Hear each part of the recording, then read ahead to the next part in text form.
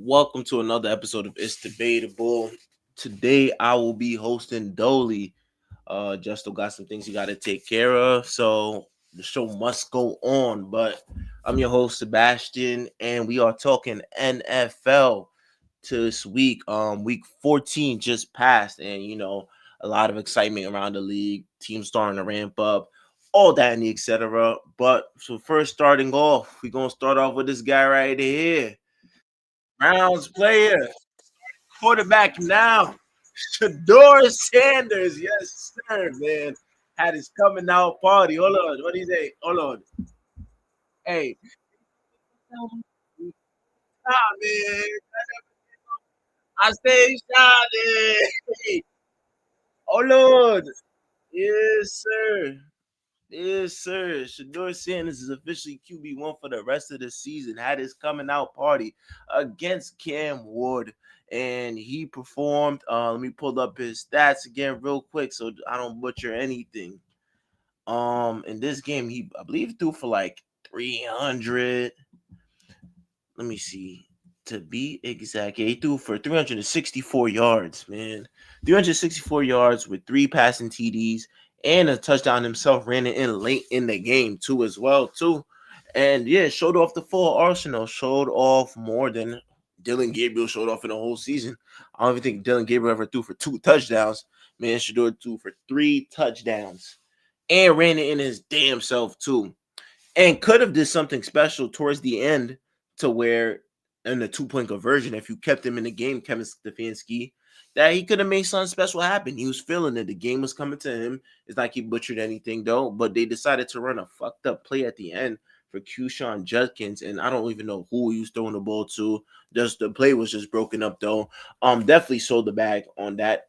But yeah, other than that, though, that was a great showing from Sheadur Sanders. It shows he's more than capable of being your starting quarterback one, which everybody damn near knew throughout this whole season.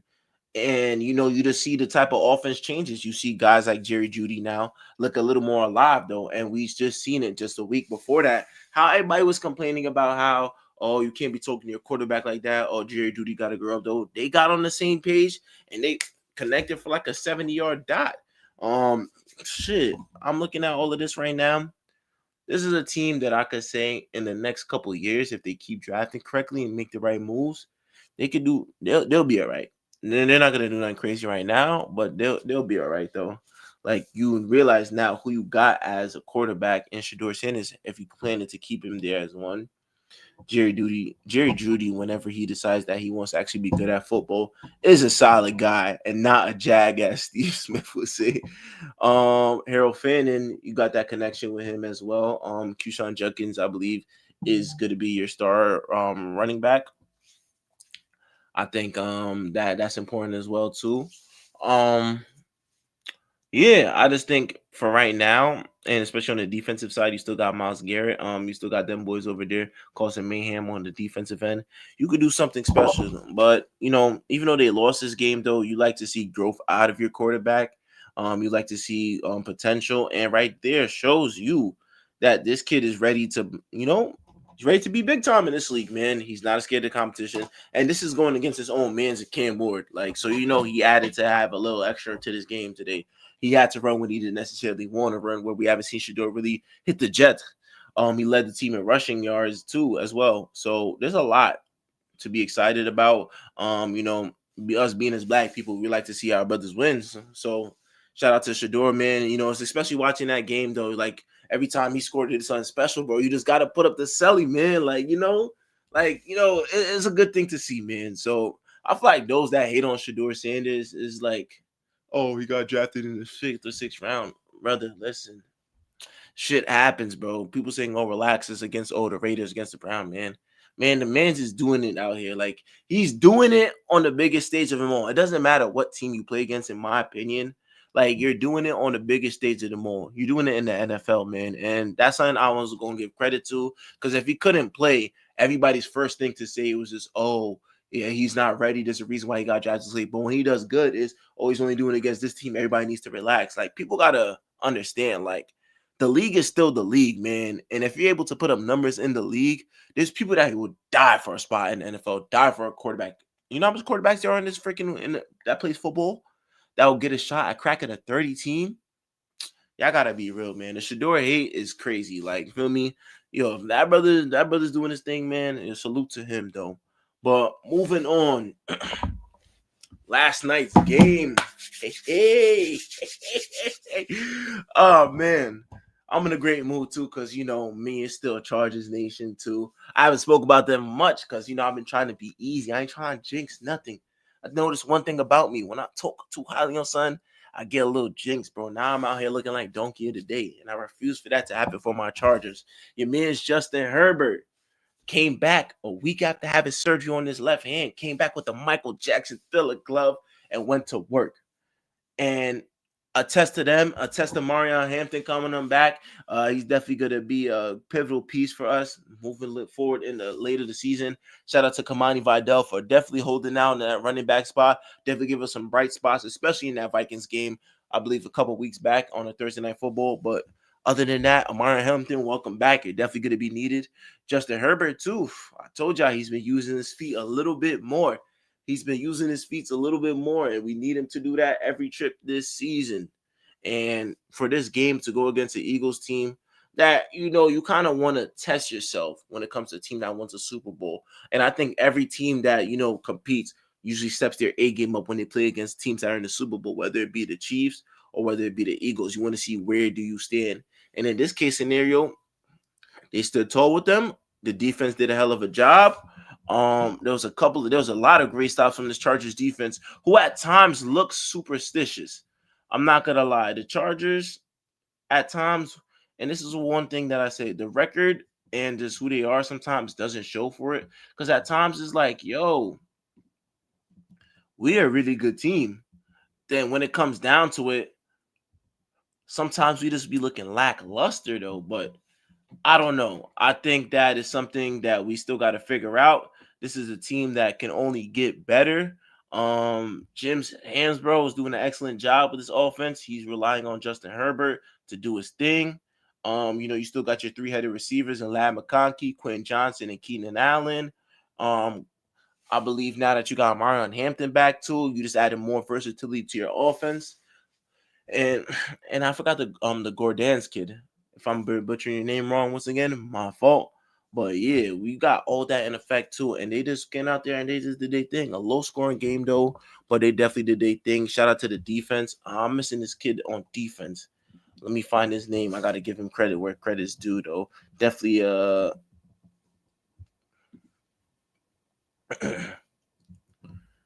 definitely a major piece on what they did yesterday. Screw it up. Let's see. Hold on, man. Let me go on my Chargers fan page. It's kind of sucks that I don't know too much people on defense because usually I pay attention more to offense. I'm not gonna lie to y'all. I'm not gonna lie to y'all. Like it's hard. Like there's only a couple people I know in the NFL for defense, though. I think that's more so. I'm not as locked in. You got to think about it. Like this is like my second year covering the NFL, though. I've been a Chargers fan for at least I'd say since 2019, 2019, I believe. Yep. I believe so, but yeah. So let me just double check so I could give the right credit where credit is due. That's the most important thing. You got to give credit where credit is due.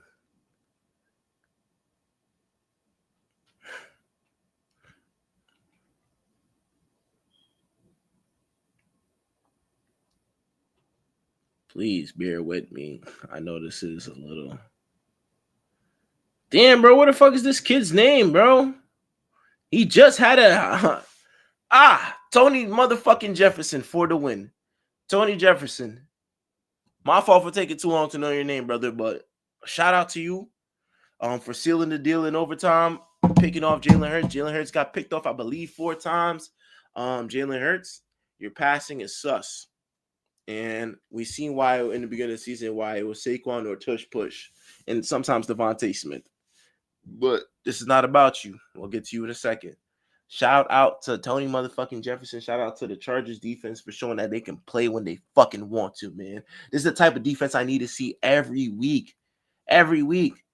The run defense got to be better too. I'm not going to lie, but every week, man, protect the fucking crib, man. Oh, man. Protect, man. I'm here for it, man. Shout out to Chargers defense too. But now to the Eagles side of things. What the fuck is going on with the Eagles? Are y'all just fading out? Are y'all not on the same page? Is this thing notion now to where AJ Brown wanting the ball more was a distraction to the team? There's so much questions to ask about this, but this is a team that's kind of threading in dangerous territory because you're not the same team that you was last year. And if you're, still living off that high, that's where you're going to fool yourself. And I think this is where this Eagles team went wrong, especially starting out the season very, very hot. You start off the season very hot. And now it gets to a point now to where now you're losing every other game. It's not a good look whatsoever for this team. I think this team needs to step it up. I think that everybody got to look at themselves in the mirror and see what we could do better. Saquon Barkley has not been Saquon Barkley. They're calling it the Madden curse, to where if you're the cover of Madden, you're going to play like shit the following year.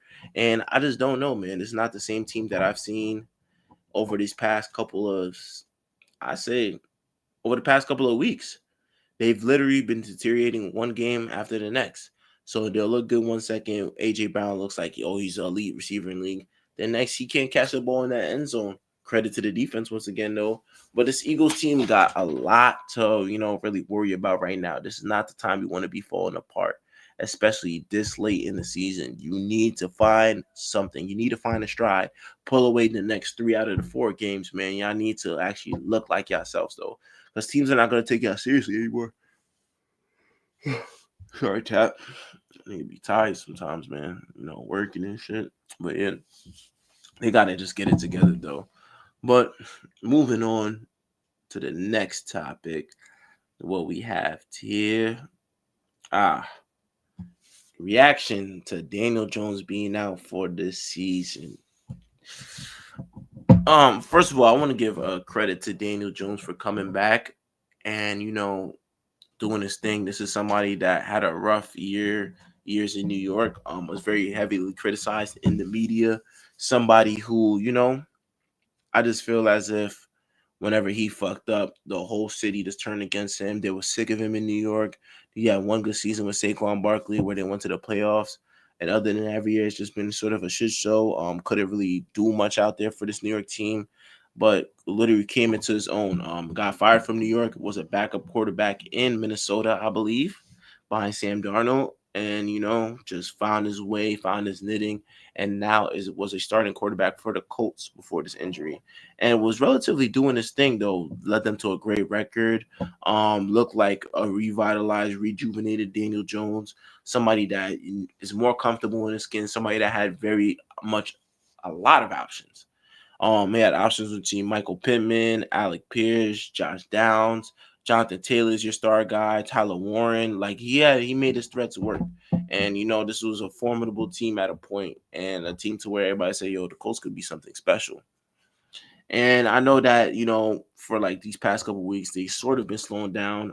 People are getting used to them, understanding the Colts format, slowing down Jonathan Taylor.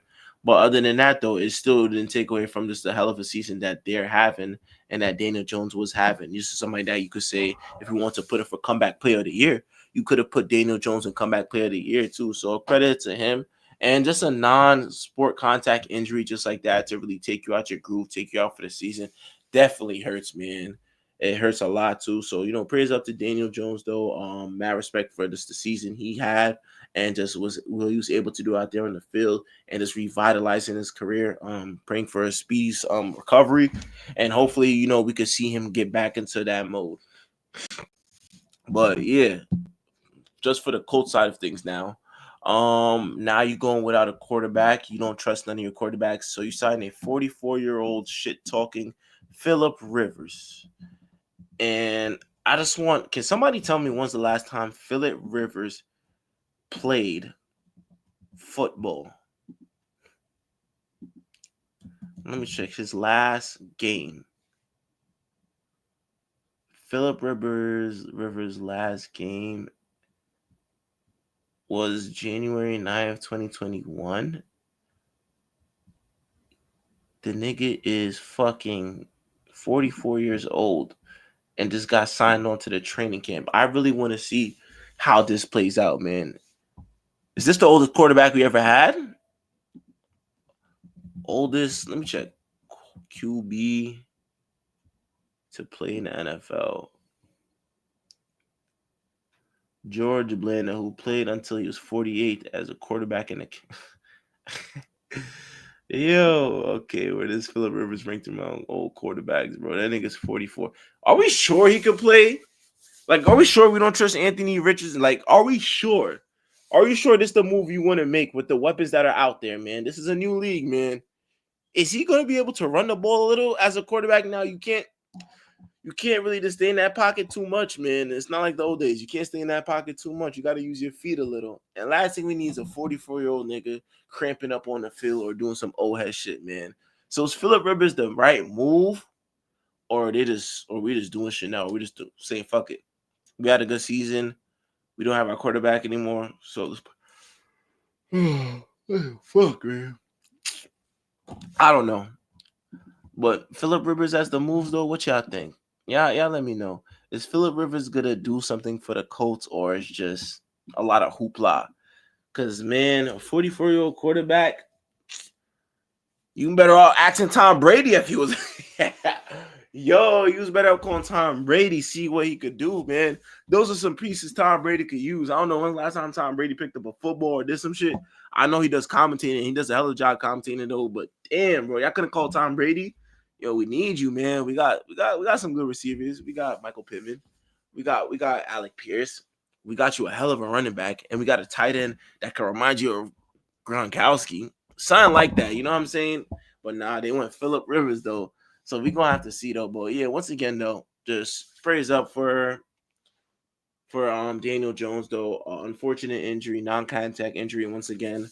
You hate to see that, especially for somebody that was having a comeback season. But yeah, moving on to the last question that we had on this panel today. Which team has been more disappointed this season between the Chiefs or the Ravens? To me, it would have to be the Ravens. I just think that this team was just supposed to be special. You see a guy like Lamar Jackson had an MVP season last year, even though he didn't win the award. He was doing special things out there, and his game was just like fully developing. To then this year, where I'm gonna be the first to say it, and some people could try to sugarcoat it. I think he's playing out there injured and just trying to make a push for something. And if that's the case, I don't want to see Lamar Jackson out there if he's injured, because this is not the same Lamar Jackson that I visibly watched really handle the game, really took matters into his own hand and done some, tough shit, like getting a good 70-yard pass off or running for a 50 or just doing whatever. This is not the same Lamar Jackson that we've seen. So something is up. And am I going to say something? He did miss time in the beginning of the season, and he just hasn't healed from that injury. I'm going to be the first. I'm not the biggest Ravens fan. I fuck with the Ravens, but I'm not a fan. But in this case scenario, though, I could stand up for Lamar Jackson and vividly say, if anybody thinks Lamar Jackson is 100% healthy, you're out of your mind. If you think that, feel me, this is just them being asked, you're out of your mind. Lamar Jackson is not healthy, and I don't know I don't care what nobody says. I see it out there on the field though. Derrick Henry, somebody who's been picking up late in the season. He's actually been picking up, playing a little bit better. In the first couple of weeks, a couple of fumbles. I think he got that out the way. I seen in the Bengals game on Christmas. On Thanksgiving, how they showed it differently. How he was holding the football. They had it under his hand. Now he tucking that motherfucker right there like this. This shit not going nowhere, man. You got them strong ass biceps, nigga. You better make sure you hold that fucking football, Derrick Henry. You know what I'm saying? He's gathered along. Isaiah Likely. Isaiah Likely, come here, brother. What the fuck is going on with you, man? Like, you just allergic to scoring touchdowns? Is this nigga Isaiah Likely allergic to scoring touchdowns? How do you always end up fucking fumbling? Well, even though this last one against the Steelers was kind of questionable, though, this is the second time, nigga. Hold the fucking football, bro. Do something, bro. Twice, man. You could have made somebody some real money on fantasy. You could have done something for yourself, brother. It's frustrating, bro. That type of play will take a nigga energy out the game, bro. Like, if I'm Lamar Jackson, I'm like, bro, there's no way this nigga did this shit twice in a row. Who else am I looking at? Mark Andrews is gonna be Mark Andrews. They just extended him though, so that's somebody that they gonna fuck with regardless.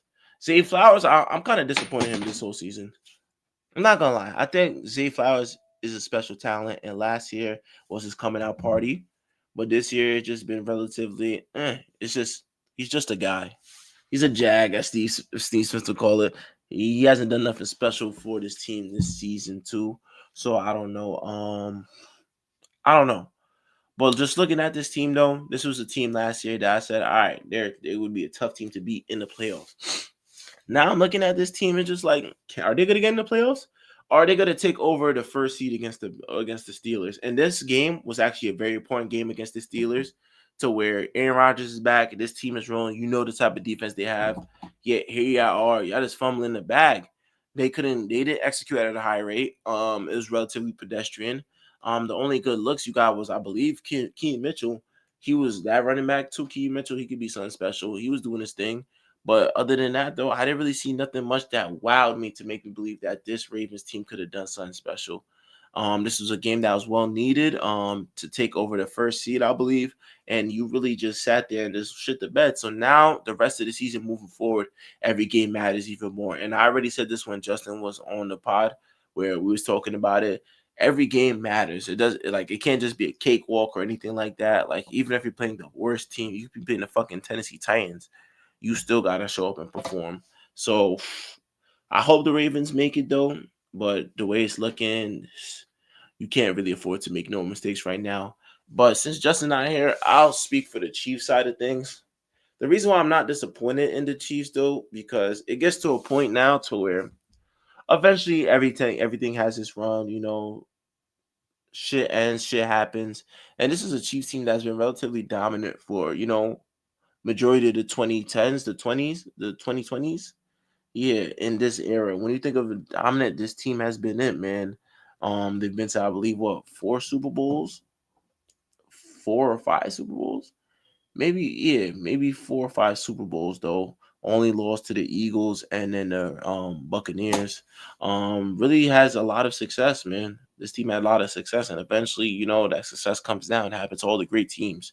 Eventually, you just find yourself just, trying to find a new niche, trying to find a new way of winning. And in this case scenario, though, it just hasn't been it this season. The defense hasn't been the same. Just all around, the players haven't been the same. You look at it, Patrick Mahomes necessarily hasn't been the same. He's very much struggled this season. There was points in time where he said, "Fuck it, I'm gonna pull out my do it myself kid and just run the ball." Your running line has been questionable. Kareem Hunt has been basically the running back one since the season started, though, because Isaiah Pacheco has been a no-show for pretty much throughout the whole season, especially with dealing with injuries. Travis Kelce is damn near at the borderline end of his career. You got Rashid Rice back a little too late. Xavier Worthy fade into the dust. It's a lot, all right? But the moral of the story is, for the Kansas City Chiefs, people shouldn't be disappointed that they didn't make it, though, because I'm looking at it still. It's like, bro, every good team has this run where they're going to slow down. And that's the most important part. This team was a team that, feel me, for years, for like these past couple of years, has been fighting to get into this, to get into the Super Bowl, except for 1 year where they lost to the Bengals. But for the most part, they've been in the Super Bowl. Damn, niggas are tired. You don't think Patrick Mahomes is tired? Another year to where, every time they want to play against the Chiefs, you want to come for the king. Nah, you want to come and get the throne, man. People play their best football when they go against the Chiefs or the Eagles. That's what comes with being in that, that dynasty, that winning territory, man.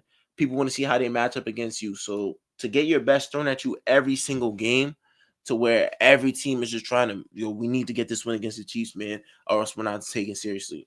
It's a lot. Your body's gonna deteriorate, man. Being on your A game takes a lot of time, though. So be it. This year they don't make it. They'll do some shit. They'll make a move next year for somebody, and they'll be back in the race. This is not the end of a Chiefs dynasty, man. You just need a fucking break, man. Remember that one year, those 2 years after KD left the Warriors and Klay Thompson was hurt? There was ass for like 2 years. Then that third year, they came back and won another chip. Like, feel me?